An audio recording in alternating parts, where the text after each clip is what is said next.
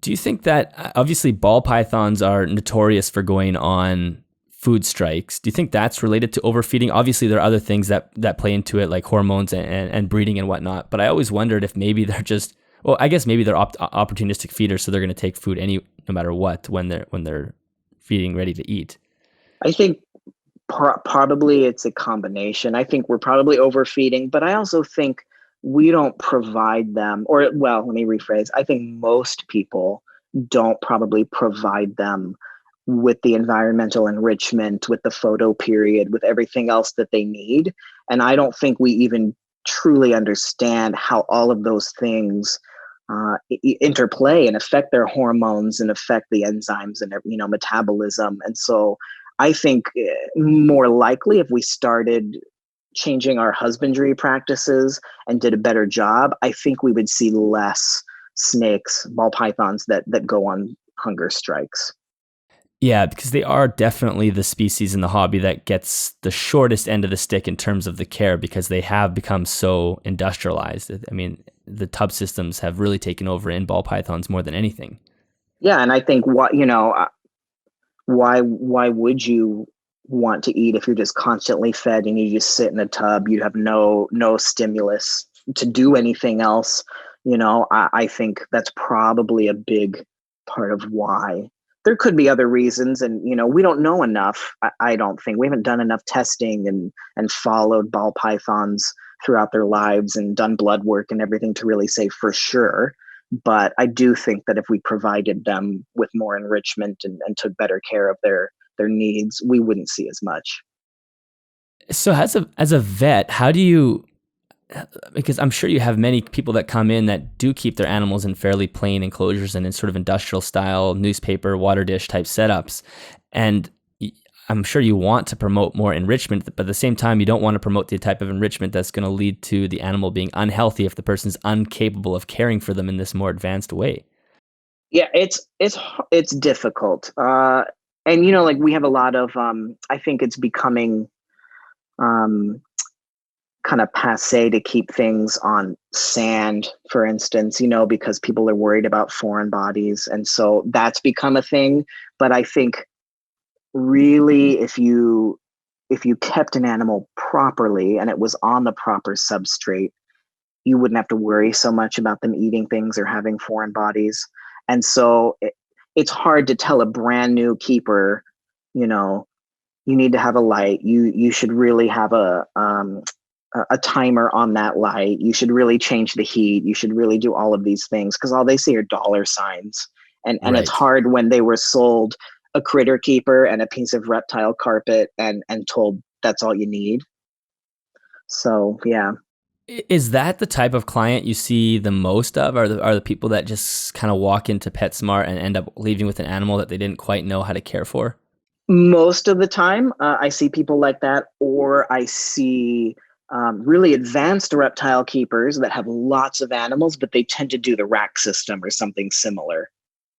Every once in a while, I'll get, oddly enough, it usually is like the 11-year-old kids that have the best husbandry, take the best care. They have notes on everything. They weigh their animal, they have like bioactive setups, all kinds of stuff.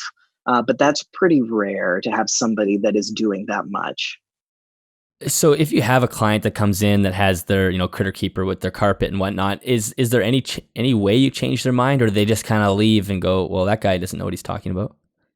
I tell people, why they should change. I have a bunch of handouts that I'll give people so they can go look the information up um, elsewhere. And I just tell them, it's expensive to come to the vet. And if you do all of these things, really, reptiles are pretty healthy. So, yes, you're going to put the money in right now for a new light and heating and all of that. But then you won't have to come see me as often because you're not going to have as many problems. And sometimes that works. I've also told people, hey, you should do some testing or something, but it's not going to get any better because you don't have the proper temperatures. Why don't you save the money from, the blood work that we should do and promise me that you'll go buy a heater or a UV light or something? And Yeah. sometimes that works. Yeah, it's interesting because the idea of providing enrichment doesn't come along with reptiles in the same way it would come with birds or even rodents. Like if you buy rats, like you got your toys and things to play Hmm. with, and birds, of course, there's just tons of toys for them to keep their minds occupied. Yeah. But environmental enrichment and reptiles just don't click together for some reason in the mainstream pet world.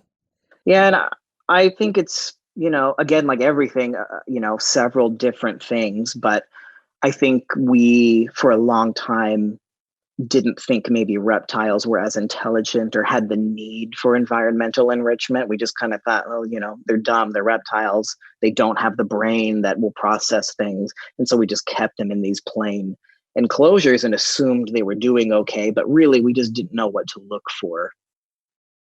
As a vet, what makes you think that they require environmental enrichment? Is there any cues that you go off of that you just think, yeah, this is why they need that? Uh, I see a lot of, well, so obesity. Yeah. I see a lot of like uh, nose rubbing in snakes and monitor lizards.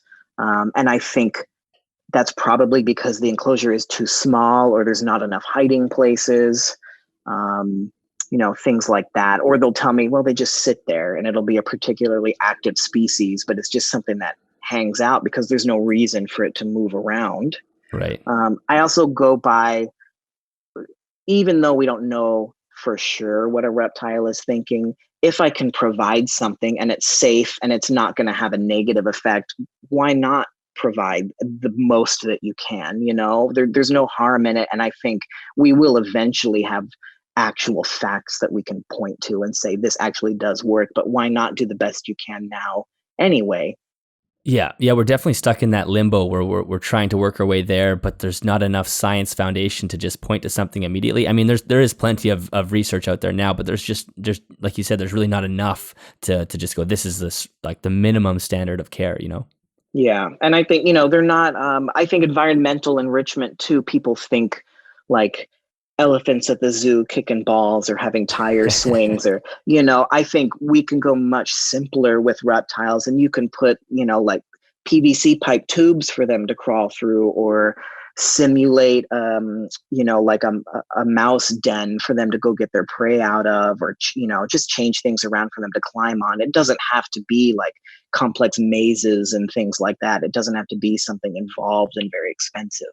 Yeah, just a stick, put a stick in there, something Yeah, different for them to investigate. yeah, really, like provide them a new branch to climb on that smells differently than what they have. I think that's probably um, good enough for many species.